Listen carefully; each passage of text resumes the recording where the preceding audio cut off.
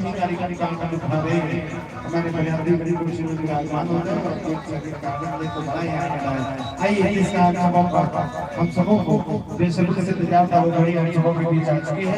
हमारे समझे साहब भी हम सभी के बीच निवेदन करना चाहेंगे समझे साहब धीरे धीरे मंच के करीब आए तो बड़ा ही स्वागत अभिनंदन।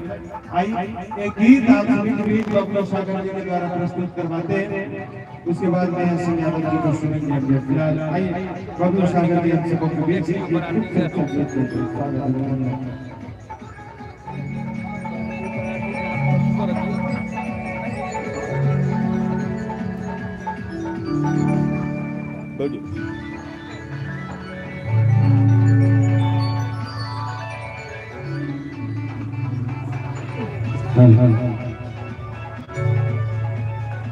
साउंड थोड़ा सा डीजे का साउंड कम करवाने वाला अच्छा होता है हमारे थोड़ा सा डीजे को या तो पीछे की ओर लेके चलिए ताकि हमें डिस्टर्ब ना हो।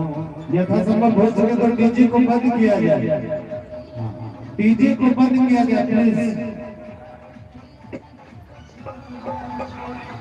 इधर गाएंगे तो फिर आप लोग के जो यार एक दो बन जाएंगे क्या गा रहा हूँ उधर क्या बज रहा है ना। एक बहुत ही प्यारा फरमाइश है स्वागत के लिए तमाम पराठेकर की तरफ से सॉन्ग डेडिकेट करना चाहूँगा।